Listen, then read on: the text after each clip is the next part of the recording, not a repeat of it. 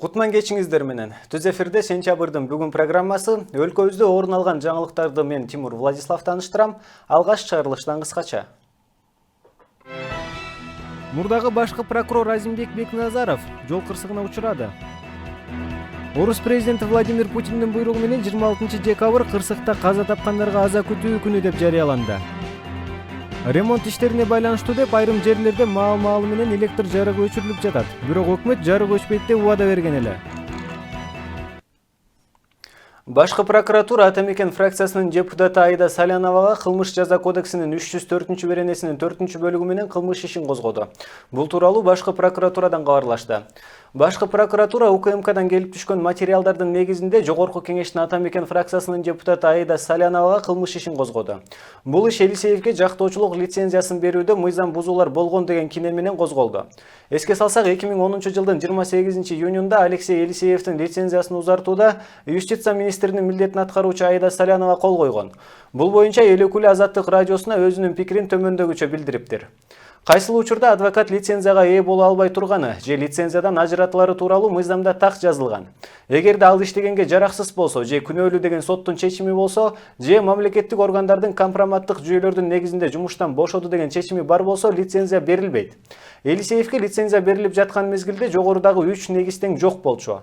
Ага кылмыш иши козголмок турсун, иши сотко кеткен күндө да бербей койгонубуз мыйзамсыз болмок.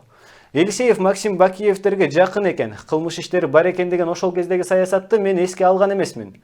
Укуктук мамлекетте жашап жатып, бирок саясий кызыкчылыктарды карап отура турган болсок, юстиция министринин эмне кереги бар деп айтыптыр эл өкүлү. Бул тууралуу юристтер дагы юстиция министри мыйзамды так аткарып иштеши керектигин, ошол мезгилде Елисеевге лицензия берүүдөн баш тарта алмак эместигин билдиришүүдө. Когда он обратился через свое доверенное лицо в Министерство юстиции о том, чтобы опять возобновить действие лицензии, которая была приостановлена, Министерство юстиции на тот момент не имело никаких оснований для того, чтобы как-то запретить, не выдать им, не возобновить действие лицензии.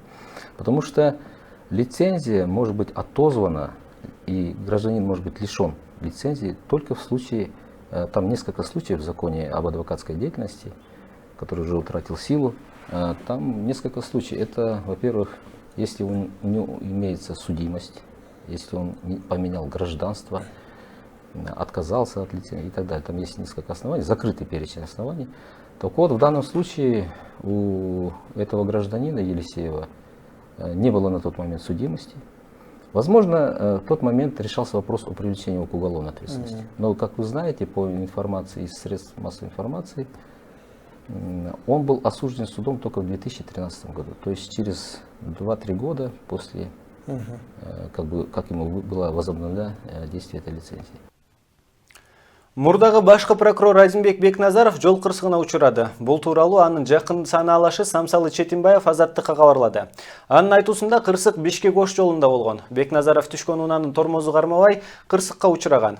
Учурда саясатчынын абалы канааттандырарлык. Кыргызстанда жол кырсыктарынын саны көбөйүүдө. Акыркы маалыматтар боюнча акыркы 10 жыл аралыгында 65 миңден ашуун адам жол кырсыгынан жараат алса, 10 миңден ашуун адам набыт болгон. Буга байланыштуу Жогорку кеңеште жол эрежесин бузгандарга жазаны күчөтүү боюнча мыйзам долбоору сунушталууда. Орус президенти Владимир Путиндин буйругу менен 26 декабрь кырсыкта каза тапкандарга жаза күтүү күнү деп жарыяланды. Адлер шаарындагы аэродромдон Сирияга бараткан коргоо министрлигинин Ту-154 учагы 25 декабрда Кара деңизде кыйраган. Анын ичиндеги 92 адамдын баары курман болгонун орус бийлиги маалымдады. Арасында онго чукул журналист жана Александров атындагы ансамблдин 68 артисти, Акыйкат жардам фондунун жетекчиси Елизавета Глинка да бар болчу. Россия 24 телеканалы кыйроого түрткү берди деген 4 техникалык мүчүлүштүк, экипаждын катачылыгы, начар күйүүчү май жана терракт деген версиялар каралып жатканын кабарлады. Кырсыктын чоо жайын иликтөө боюнча өкмөттүк комиссиянын жетекчиси, транспорт министри Максим Соколов терракт деп айтуу азырынча эрте экенин билдирди. Маалыматка караганда Ту-154Б2 үлгүсүндөгү учак жарандык авиацияда колдонулбайт. Аны аскерлер гана пайдаланып келишет. Кырсыктан аман калгандарды табуу азыркыга чейин мүмкүн болгон жок. 26 декабрда издөө куткаруу иштери уланат. Орусиянын Кыргызстандагы элчилигинин имаратынын алдында Кара деңизде учак кырсыгынан каза болгондор эскерилүүдө. Шаар тургундары элчилик алдында гүлдөрдү коюшуп, шам жагышууда. Элчиликке келгендер учак кырсыгынан каза болгондордун жакындарына көңүл айтышууда. Кыргызстандын Россиядагы элчилиги жарандарды коопсуздук чараларын сактап, этият болууга чакырат. Билдирүүдө мындай кадам Германия менен Түркиядагы террорчулук актылардан улам жасалып жаткандыгы айтылууда. Акыркы убакта болуп өткөн террордук окуялардан улам коопсуздукту сактап, көчөдө, транспортто абайлап жүрүүгө, сак болууга, ошондой эле эл көп топтолгон жерлерден оолак болууга чакырабыз деп айтылат маалыматта. Эскерте кетсек, үстүбүздөгү жылдын 20 декабрында Берлин шаарынын чок ортосунда жүк ташуучуна топтошуп турган адамдарды тебелеп кеткен. Анын кесепетинен 12 киши каза болуп, 50 адам ар кандай мүнөздөгү жаракат алышкан. Ал эми Түркияда көргөзмөгө келген Россиянын элчиси Андрей Карловду көз көрүнө атып кетишкен.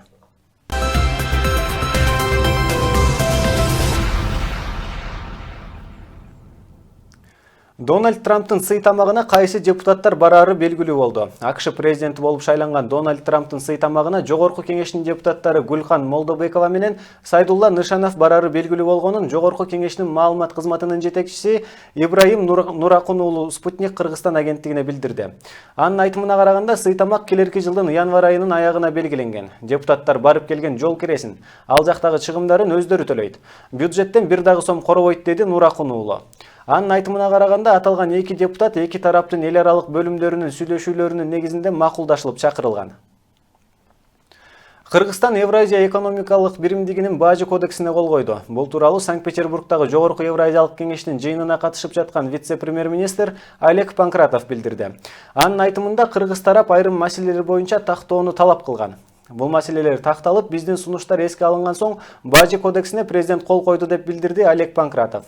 Буга чейин бир катар маалымат булактары Евразия экономикалык комиссиясынын коллегиясынын төрагасы Тигран Серкичанга шилтеме жасап, Кыргызстан бажы кодексине кол койбой койгонун жазып чыгышкан.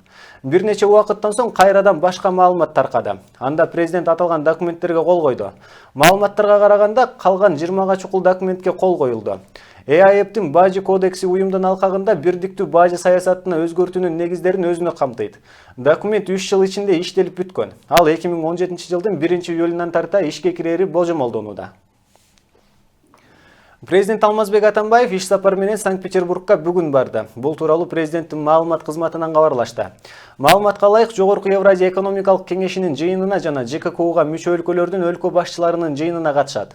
ЭАЭПтин жыйынынын жүрүшүндө биримдиктин түзүлгөндөн берки жыйынтыгын чыгарып, болочоктогу аракеттерди ортого салышат. ЭАЭПтин бажы кодекси тууралуу келишимге кол коюулары күтүлүүдө. ЖККУ жыйынында ага мүчө мамлекеттердин башчылары террордук жана экстремисттик коркунучтарга, маңзат жана курал аткезчилигине каршы биргелешип күрөшүү маселесин талкуулашат. Санкт-Петербург шаарында өтчү Евразия экономикалык биримдигинин жыйынында Кыргызстан Кыргыз-Казак чегарасындагы ветеринардык көзөмөлдү алуу маселесин көтөрөт. Бул тууралуу вице-премьер-министр Олег Панкратов бүгүн журналисттерге билдирди. Анын айтуусунда, ветеринардык көзөмөлдү алуу боюнча эксперттер келип, инспекция өткөрүлгөн. Анын жыйынтыгы менен биримдикке кирген өлкөлөрдүн ичинен Казакстандан башкасы ветеринардык көзөмөлдү алууга макул болгон. Панкратов Бул жолку жыйында Кыргызстан ветеринардык көзөмөлдү алуу боюнча маселе оң жагына чечилет деген үмүтүн билдирди. Кыргызстан Евразия экономикалык биримдигине толук кандуу мүчө болуп кирген. Андан бери бажы жана фитосанитардык көзөмөл алынган. Ветеринардык көзөмөл быйыл август айында алынары айтылып, бирок Кыргызстан бул жаатта даярдыгы начар болгондугу үчүн биримдиктеги өнөктөштөрү буга каршы чыккан. Өткөн аптада Орусиянын президенти Владимир Путин маалымат жыйынын өткөрүп, Кыргызстанда фитосанитардык көзөмөл орнотуу жаатында маселелер бар экенин билдирген. Ошондой эле ал Казакстандан кыргыздарга жардам сурап бергиле деп жатканын айткан. Кыргызстанды ЭАЭПке даярдоо боюнча Орусия көп жардам берди. Атайын Кыргыз-Орус өнүктүрүү фонду түзүлдү. Бирок фонддун жетекчиси Кубанычбек Кулматов өзүнүн $15.000 айлык жазып алып эле иштебей жүрө берери айтылууда. Эки мамлекеттин ортосундагы фонд болгондуктан өкмөт башчы дагы, парламент дагы Кулматовго эч нерсе кыла алышпайт. Бул маселе Ата Мекен фракциясынын өткөн аптадагы жыйынында көтөрүлгөн. Орустардан келген акчаны көчмөндөр оюну жана башка той топурга чачпай, фитосанитарияны ЭАЭПтин талаптарына жооп бергидей кылганга жумшасак, ар бир малчы менен дыйкандын үйүндө той болмок, дейт фракция лидери. По сельскому хозяйству действительно есть проблема, связанная с необходимостью соблюдения фитосанитарных норм. И есть пока нерешенные вопросы с организацией этой работы в Кыргызстане. Мы со своей стороны оказываем помощь нашим друзьям в Кыргызстане для того, чтобы они создали современную систему фитосанитарного надзора. Мы рассчитываем на то, что и казахстанские наши партнеры и друзья тоже окажут Кыргызстану необходимую помощь, поддержку, в том числе и финансовую, административную, профессиональную, для того, чтобы и в Кыргызстане была создана такая же система фитосанитарного надзора, с тем, чтобы на наши рынки не поступала непроверенной продукции или опасной для употребления. Biz özün tышкы саясатыбыздагы эң чоң прорывдык идея деп бул Евразиялык экономикалык союзга кирүүнү айтканбыз. Кеч болсо дагы биз өзүбүздүн туугандарыбызды таптык, экономикалык союзга кирдик, мигранттарыбызга жакшы шарт түзүлөт, дыйкандарыбыз жана башка өндүрүүчүлөрүбүз товарын 170 миллиондук рынокко алып чыгат, турмушубуз жакшы болот деп чоң саясий реклама кампания менен ушул союзга кирдик. Өткөн жыл, өтүп бараткан жыл. Биз бул союзга даяр болбой, даярдыгы жок туруп кирип алганыбызын далилдеди. Бул жылы биз экспортубуз Казакстанга 60%, Россияга 30% азайды. Ал эми армяниндер ушу даярданып кирген экен, алардын айыл чарба продукциясынын экспорту 6 эсе Россияга көтөрүлүптүр. Экономикасы 170%, дээрлиги 2 эсе көтөрүлүптүр. Алар бул союздан утту. Анткени алар даяр болгон. Оруштун кайсы рыногун кандай пайдаланарын билишкен, өкмөт эмес, бизнесмендер да билген. Чек арачылар менен ошол жерлерде ээлеп барып басып калышты. Тилекке каршы биз айыл чарба продукциябыз да чыкпайт, мал чарба продукциябыз да чыкпайт. Өндүрүш товарларыбыз дагы Россия эмес, коңуш өлкөгө да чыкпайт. Премьер-министр Сооронбай Жээнбеков экономика министринин орун басары Элдар Абакировго сөгүш жарыялады. Бул тууралуу өкмөттүн маалымат кызматынан кабарлашты. Маалыматка ылайык Абакиров өзүнө жүктөлгөн милдеттерди так аткарбагандыгы үчүн мындай чара кабыл алынды. Буга чейин вице-премьер-министр жана өкмөттүн парламенттеги туруктуу өкүлү Элдар Абакировдун ишинин кемчиликтери тууралуу өкмөт башчыга тиешелүү кат менен кайрылган.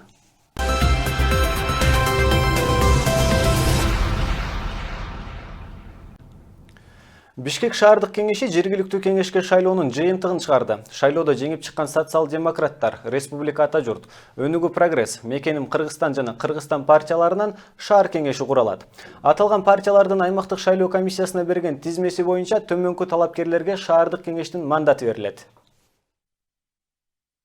Кыргызстан социалдык демократиялык партиясы: Алмаз Кенембаев, Лев Васильев, Евгения Бертникова, Эмиль Шүкүров, Эрмек Усубалиев, Нуржан Тынымсеитова, Алмазбек Уланов, Эрнист Докенов, Валентина Лесниченко, Жумабек Салымбеков, Даниярбек Иманалиев, Адиса Имангазиева, Жаныбек Абиров. Республика Ата журт партиясы: Канатбек Музуралиев, Гульнара Молдобаева, Анатолий Горбунов, Бактыбек Абдиев, Мизамидин Калыков, Байсалбек Эргешев, Коргонбай уулу Жусупбек, Асылбек Кадралиев, Эльмир Досалиев, Алымбек Бактыбеков, Темирлан Токобеков, Алмаз Шананов. Өнүгүү Прогресс партиясы: Сейдахмат Исмаилов, Таалайбек Сариев, Асель Кулумбаева, Эмиль Сыдыков, Аликпай Сариев, Наргиза Жолдошбаева, Рыспай Аматов, Асылбек Акылбеков. Мекеним Кыргызстан партиясы: Жанарбек Алымов, Тимур Түбиев, Өмүрбек Жолдошов, Алымбек Насипов, Базарбек Абдыраев, Расул кызы Миргүл, Улан Абдыгадыров. Кыргызстан саясий партиясы: Таалайбек Сагынов, Кубанычбек Кангантиев, Наталья Кулматова, Жолдошбек Жунушев, Увазарбек Адылбеков. Ремонт иштерине байланыштуу деп айрым жерлерде маал-маалы менен электр жарыгы өчүрүлүп жаткан учур. Бул Токтогул кесиндеги бир агрегат иштебей турган учурда болууда. Энерго холдинг жетекчиси светти чектөө болбостугун айтып, депутаттарды ишендирген эле. Кененирээк кийинки сюжетте. Токтогул кезинде кабель иштен чыгып, бир агрегат ишин токтоткон эле. Бирок бул маалымат ачыкка чыкпай. Энергетик Расул Үмбеталиевдин аварияны жаап жашырышууда деген билдирүүсүнөн соң гана Энергохолдинг маалыматты тастыктаган. Депутаттар өлкөнүн стратегиялык объектисиндеги бул окуянын коомчулуктан жашырылышын сынга алып, Энергохолдинг жетекчиси Айбек Калиев парламентте маалымат берген. Анда учурда абал жөнгө салынганын жана свет өчүрүү болбостугун айткан. Никаких опасений нету. Я хотел бы отметить о том, что никаких ограничений не будет ни в праздничные, ни в новогодние дни. То есть мы в штатном режиме проведем. Ошондой эле Айбек Калиев иштен чыккан агрегат электр жарыгын берүүгө таасир этпестигин, электр жарыгын иштеп чыгуу ашыгы менен болоорун билдирген. Аварияга чейин 4-чү агрегат иштеп аткан да? То есть 4 агрегат иштеп атканда. Бүгүнкү күнү ушу жетишпеген 300 меганы сыра кантип восполнять этип атасыңар? Су энергетика балансын толугу менен карап чыктык. Аба ырайы менен мунун баарын шайкештирип келгенде биздин болжол менен бир 59 миллионго чыгат деген ожидание болуп атат потребленияныкы. А бүгүнкү режим менен ушу бир агрегат токтоп турган режим менен бизде почти 61 миллион киловатт саат электр энергия өндүргөнгө мүмкүнчүлүгүбүз бар.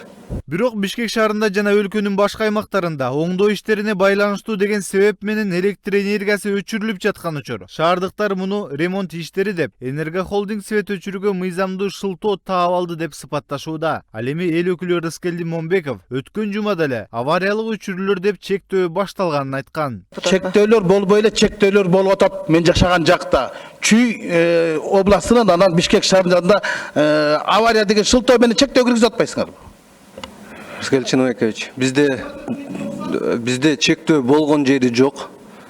Учурда түндүк электра маалымат сайттары аркылуу кайсы райондордо ремонт ишине байланыштуу свет өчүрүүлөрүн кабарлоосун улантууда. Ал эми шаардыктар кыш шилдеде ремонт жүрүп жатканына ишенбестигин интернетте билдирүүдө. Энергохолдинг агрегаттын иштен чыгуусунун кесепетин шибегени капкагаткандай жашыруудабы же жайында жүргүзбөгөн оңдоо иштерин кышында баштадыбы белгисиз.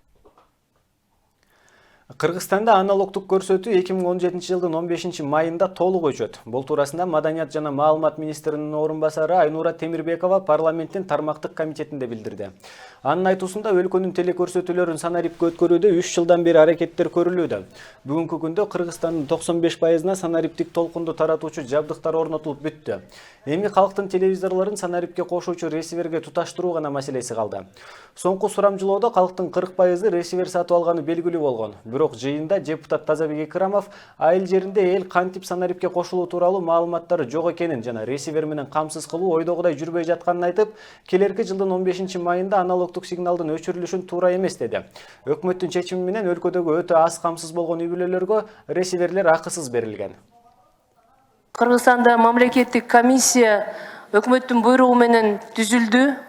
Мамлекеттик комиссия санарип өтүү боюнча. Ал комиссия 17 октябрда 2016 жылы белгиледи өчүрө турган күн. 15 май 2017 жылы Кыргызстан боюнча аналог телекөрсөтүүлөр өчүрүлөт, анан санарип форматта калат. Андан тышкары спутник, кабель, калгандар баары иштей берет. Эми көрсөтүүбүздүн мындан аркы чыгарылышынан кыскача. Орусиянын Москва шаарында 12 жаштагы кыргызстандык окуучуну өлтүрүүгө шектелип, анын жездеси кармалды. Жаңы жыл жакындаган сайын ар кайсы тармак жыйынтыктарын чыгарып, өтүп бара жаткан жылдагы мыктыларын аныкташууда. Кыштын суук күндөрүндө Умма журналынын активисттери Ош шаарында ысык чай акциясын өткөрүштү. Бишкектеги Ала Тоо аянтында унаа ичинде эркек кызды зордуктады. Бул туурасында баш калаанын патрулдук милициясы билдирди. Маалыматка караганда кечээ 25 декабрдын таңында 102-ге чакыруу түшкөн. Анда белгисиз кыз зордукталгандыгын кабарлаган. Окуя болгон жерге тез арада жеткен милицияга 1995 жылы туулган кыз анча тааныш эмес жигит күч колдонуу менен Mercedes-Benz үлгүсүндөгү унаанын ичинде зордуктап салганын айткан. Кылмыш болгон жерден алыс эмес жерден шектүү 1976 жылы туулган киши милицияда кармалган. Кыздын айтуусунда алар Вефа соода борборунан таанышып Бишкекти айланууга чыгышкан. Орусиянын Москва шаарында жашаган 12 жаштагы кыргызстандык окуучуну өлтүрүүгө шектелип, анын жездеси кармалды. Бул тууралуу орусиялык маалымат каражаттары жазып чыкты. Маалыматка ылайык, Москванын чыгышындагы батирлердин биринин жуунуучу бөлмөсүнөн бычакталган 12 жаштагы кыздын сөөгү табылган. Секелек кыз ата-энеси менен Москвада жашап жүргөн. Бул окуя боюнча орусиялык күч органдары иликтөөнү баштап, көп өтпөй шектүү катары 21 жаштагы Кыргызстандын жараны кармалды. Ал Кыргызстанга кетүүгө камынып жатканы белгилүү болуп, кылмышты мойнуна алды. Кылмышка шектүү өлтүрүлгөн жаш кыздын эжеси менен жашап жүргөн. Айпери имаратындагы өрт 7 сааттан кийин өчүрүлдү. Кече 25 декабрь күнү мурдагы Айпери тиричилик үйүнүн 2 кабатынан чыккан өрт саат 21:14-тө толугу менен өчүрүлгөндүгүн өзгөчө кырдаалдар министрлиги билдирди. Эскерте кетсек, кырсык тууралуу маалымат түштөн кийин келип түшкөн. Аталган имараттын ичиндеги Центр бар кафесинин ички тарабында өрт чыгып, коюу түтүн каптап калган. Натыйжада имараттын чатырында жайгашкан желдетүүчү шахтасынын ичинде жайылган 1 тоннага жакын рубероид күйгөн. Өрттүн аянты болжол менен 150 чарчы метрди түздү деп айтылат маалыматта. Жабыркагандар жок. Учурда өрттүн себеби жана материалдык чыгымы такталууда. Ош шаарында жакын жайгашкан Озгур айылынын 100гө жакын тургуну нааразычылык акциясына чыкты. Алар айыл тургундарына бөлүнгөн 112 гектар кайрак жердин мыйзамсыз жол менен жеке ишканаларга берилишине нааразы болууда. Озгур айылынын тургундарынын айтуусунда аталган жер аянты Ош курулуш жана Түштүк курулуш аттуу ишканаларга мыйзамсыз бөлүнгөн. Бул ишканалар айыл чарба багытында пайдаланып келген жерди быйылдан тарта үй куруу үчүн бөлүп сата баштаган. Буга байланыштуу Озгур айылынын тургундары облустук бийликтен бул маселени карап, чечип берүү талабын коюшууда. Облустук бийлик өкүлдөрү бул маселе боюнча комментарий бере элек.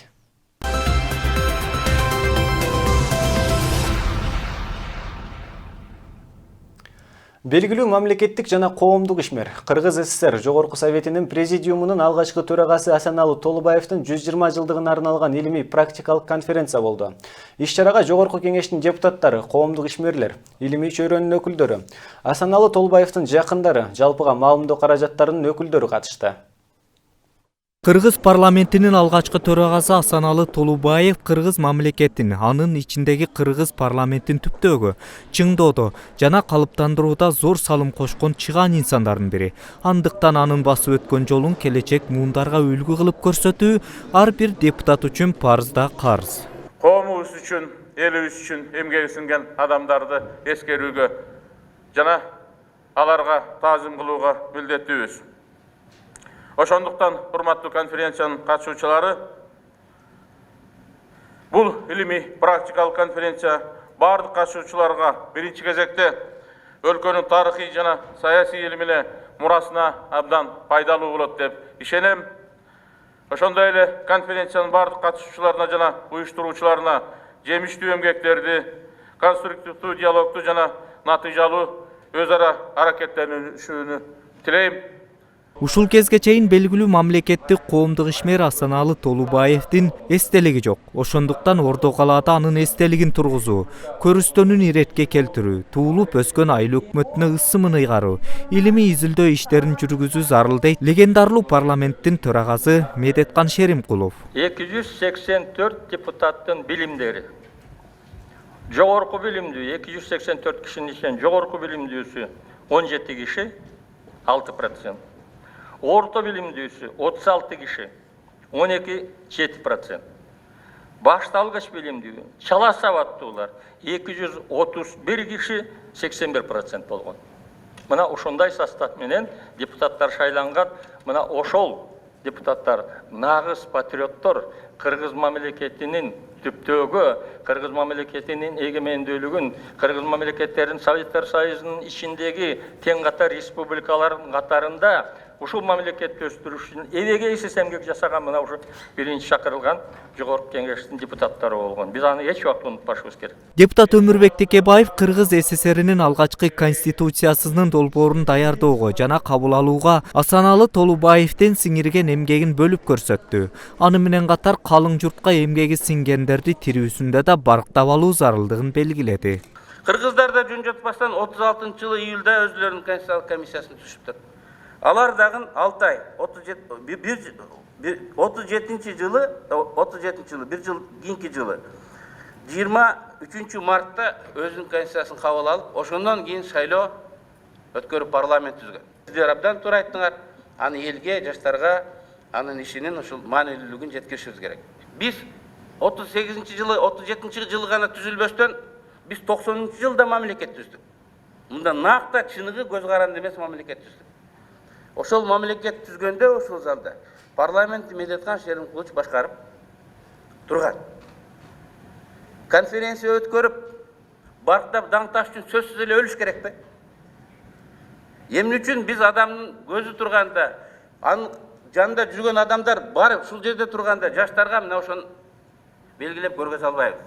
Депутат Каныбек Иманалиев Кыргыз парламентинин тарыхый таржымалын 3 доорго советтик көз карандысыздыкка ээ болгон жана эгемендик мезгилине бөлүү менен Кыргыз СССР Жогорку Советинин президиумунун алгачкы төрагасы Асаналы Толубаевдин 120 жылдыгына карата өткөрүлгөн иш-чарага мына ошол 3 доордун 3 төрагасы тең катышып жаткандыгын баса белгиледи.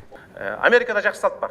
Конгресске барсаңыздар билесиздер, ким революционный закон жазып, же ким 20-30 жыл депутат болгондорго көз өткөндөн кийин, дагы 30-50 жыл өткөндөн кийин же кабинеттин аты берилет, же бюсту коюлат. Мына ошондой бюсту коюла турган адамдардын бири биздин Асаналы Толубаев.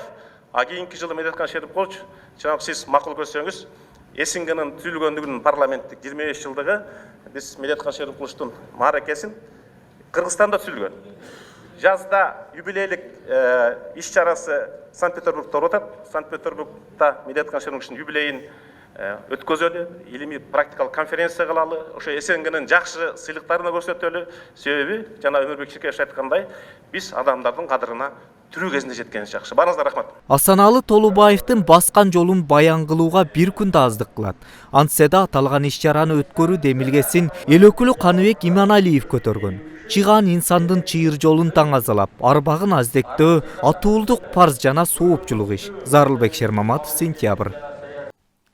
Facebook баракчасынын активдүү колдонуучулары жаңы жылдык иш-чарага чогулушту. Иш-чаранын максаты таанышуу, ошондой эле жыл мыктыларын тандоого багытталган.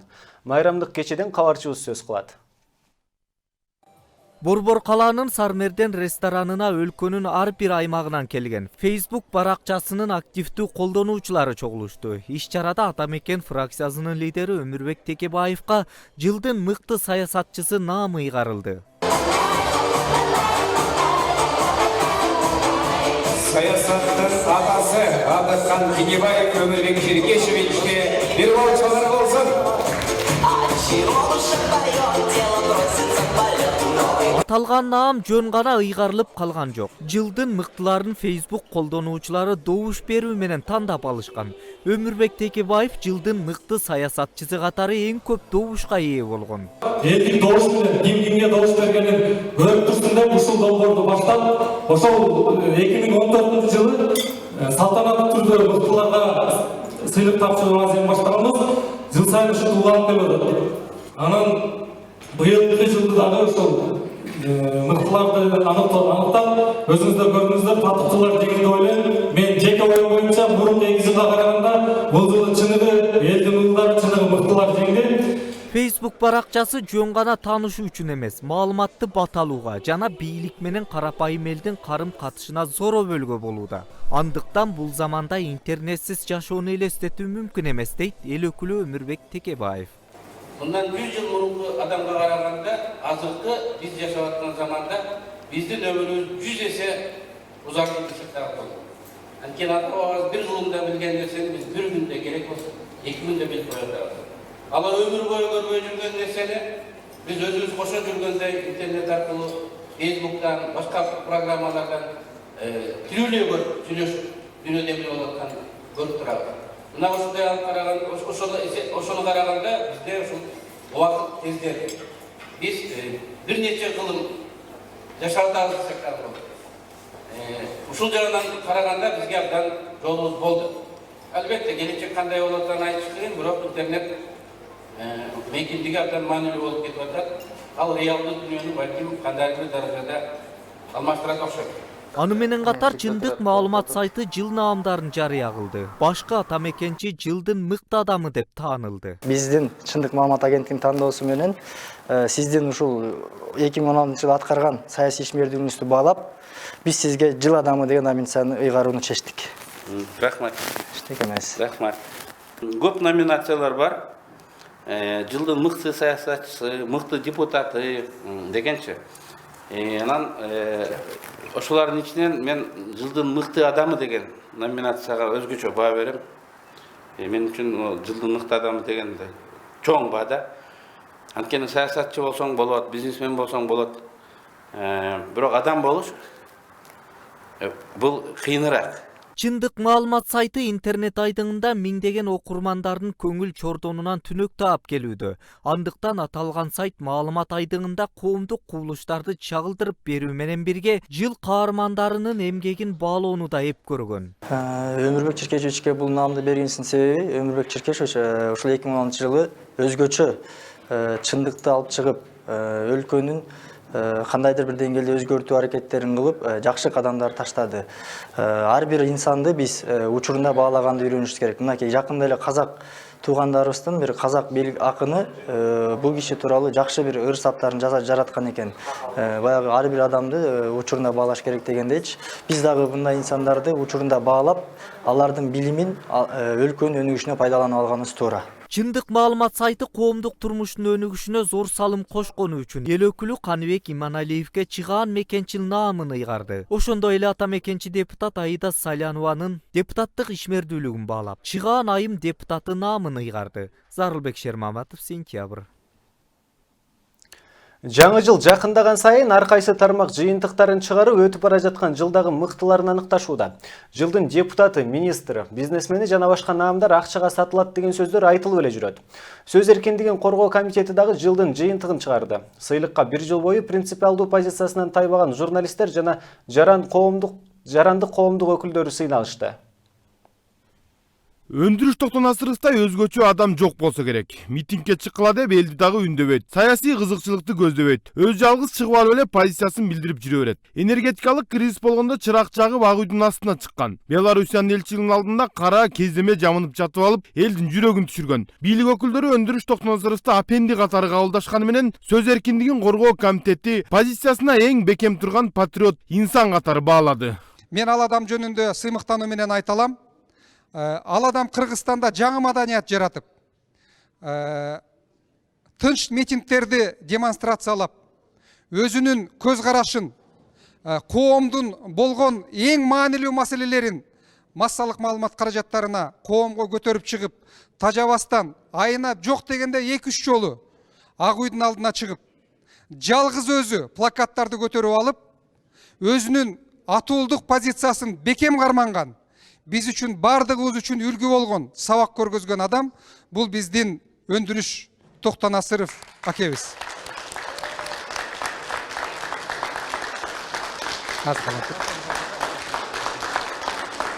Биз бардыгыбыз Өндүрүш байкенин эмгегин, позициясын сыйлайбыз деп ишенем. Жылдын мыкты депутаты ун чыгарган же арак чыгарган олигарх депутат болгон жок. Баш мыйзамдын өзгөрүүсүнө каршы чыгып, фракциясы коалицияга киргенде да өзү кирбей койгон 1-январдан тарта мандатымды тапшырам деп жаткан Чолпон Жакупова тандалыптыр. Анан эң негизгиси бул жыл ар кандай тарыхый окуяларга, карама каршылыктарга толгон жыл болду. Мына ошондо мурун эле биздин тиги асманыбызда Чолпон жылдызыбыз бар эле, бул Чолпон жылдызыбыз бул жылы андан да жаркырап мындай жанды да жол көргөздү. Чолпон жылдыз бул жол көргөзөт. Ошого карап кыргыздар ориентир кылып жазга даярданган, күзгө даярданган дегендей мына Чолпон бизге ошонто чоң мындай эрдиктерди көргөзүп, ушул коомго мындай үлгү болуп отурат.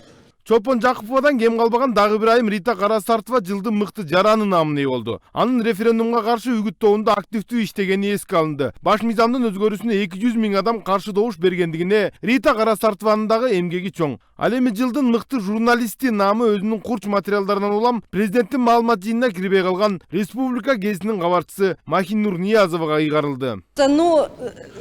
Я думаю, то, что меня не пустили куда-то или не дали аккредитацию, это не заслуга. Заслуга действительно вот моего коллеги, когда делаются очень классные расследования, и по ним потом какие-то есть шаги дальше. Ну, то есть как бы не просто вот сказала, там, открыла проблему, да, что на эту проблему кто-то отреагировал, и эту проблему кто-то как бы, ну, решил.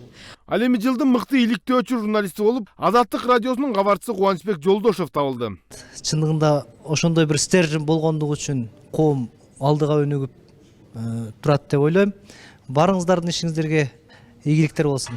Ошондой эле сөз эркиндигин коргоо комитети терс каармандарга да сыйлык тапшырды. Мисалы, жылдын арзыматы сыйлыгы КТРКнын башкы директору Илим Гарыпбековго тапшырылды. Биздин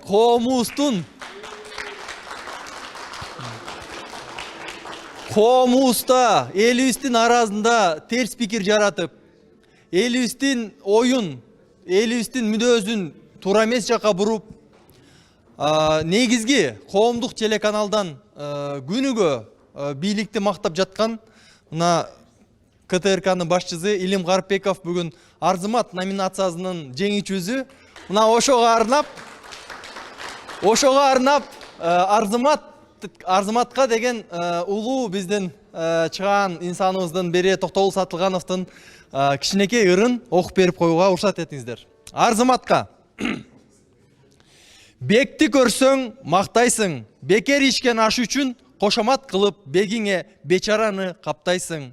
Ханды көрсөң мактайсың, кардың тойгон жериңде кошомат кылып ханыңа, карыпты көрсөң каптайсың. Ал эми жылдын дүжүрү болуп Жипар Жекшеев табылыптыр. Жылдын политологу референдумду колдоо тобунун мүчөсү Бакыт Бакитаевга кайгарылды.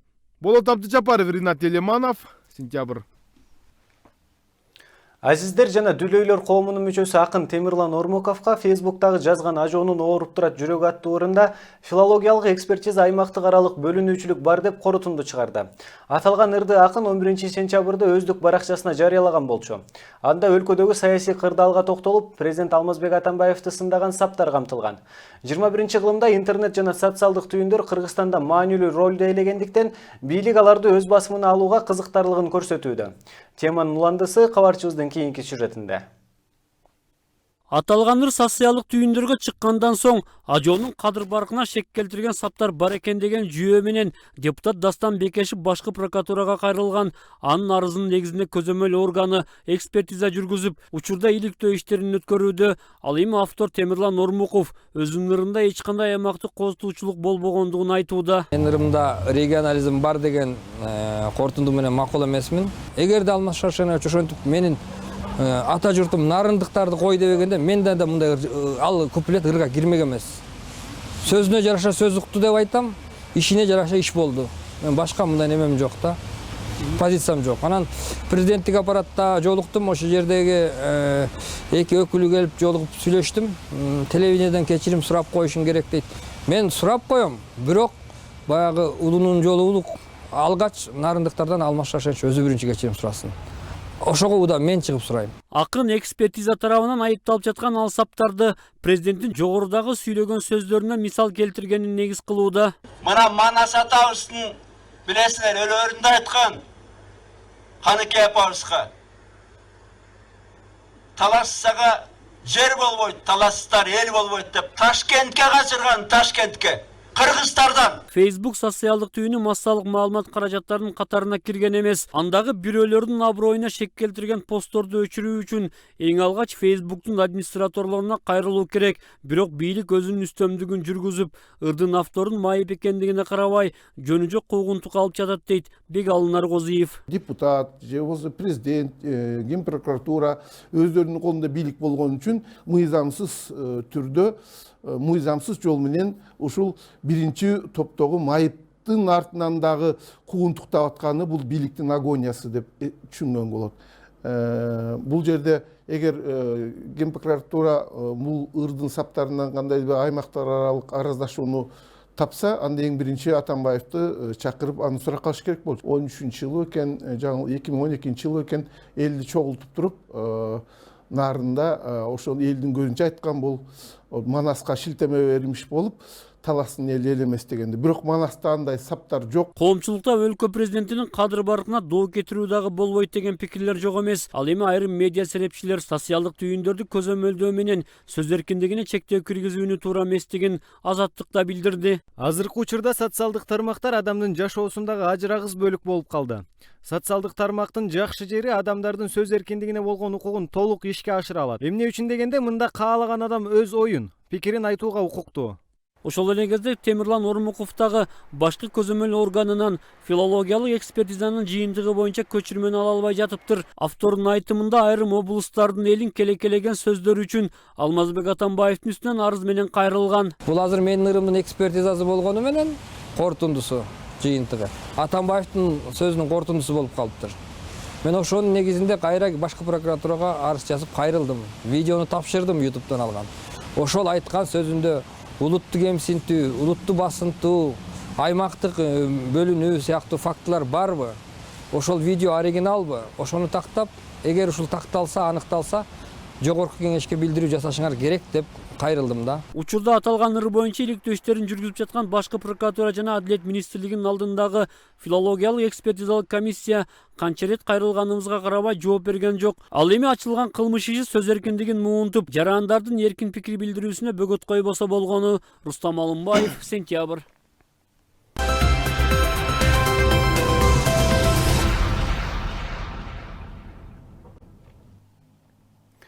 Бишкек мэриясы кала тургундарын тазалыкты сактабагандар тууралуу тынымсыз байланыш линиясына кабарлап турууга чакырат.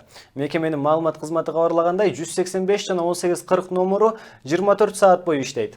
Муниципалитет тазалык сакталбаган жерлердеги сүрөттөрдү 0554 18 21 85 номуруна WhatsApp каналы аркылуу жиберип турууга чакырат. Кыштын суук күндөрүндө Умма журналынын активисттери Ош шаарында ысык чай акциясын өткөрүштү. Алар ысык чай жана таттууларын тазалык Ош ишканасынын кызматкерлерине алып барып беришти.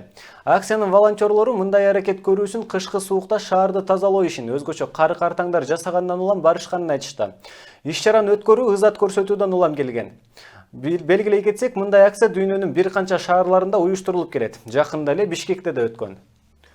Жаш актер Мачо Азамат Америкага барып тасмага тартылып келди. Апасын издөө деп аталган кыргыз режиссерлору тарткан кинодо ал башкы каармандын образын жаратты. Чыгармачылыгын Тамашоо лигасынан баштаган кичинекей актер Азамат Уланов азыр 10 класста окуйт. Ушуну менен жаңы жумада башталган жаңылыктарыбыз соңуна чыгат. Эртеңки күндүн аба ырайы менен кесиптешим тааныштырат. Аман болуңуздар. Саламатсыздарбы, кутмандуу кечиңиздер менен. Алдыда эртең күнгө карата аба ырайы менен мен Айжамал Исенбек кызы тааныштырам. Эртең 27 декабрда түнкү Сүйүнчүй, Талас, Ош, Жалал Абад, Баткен, Нарын облустарынын айрым жерлеринде кар жашы күтүлөт. Ысык көл облусунда жаан-чачын күтүлбөйт.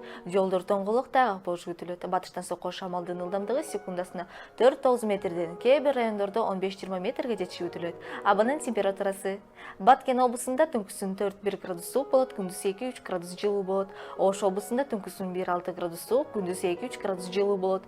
Жалал Абад облусунда түнкүсүн 1-6 градус суук, күндүз 2-3 градус жылуу болот. Нарын облусунда түнкүсүн 18-23 градус суук, күндүз 7-12 градус суук болот. Талас өрөөнүндө түнкүсүн 6-11 градус суук болот, күндүз 3-2 градус жылуу болот. Ысык көлдө түнкүсүн 4-9 градус суук, күндүз 3-2 градус жылуу болот. Чүй өрөөнүндө түнкүсүн 1-6 градус суук, күндүз 4-1 градус жылуу болот. Ал эми Борбор калыбыз Бишкекте түнкүсүн 1-3 градус суук, күндүз 2 градуска чейин жылуу болот. Сиздер эртең күнгө карата аба ырайы тууралуу маалымат алдыңыздар. Кечиңиздер көңүлдүү улансын, саламатта калыңыздар.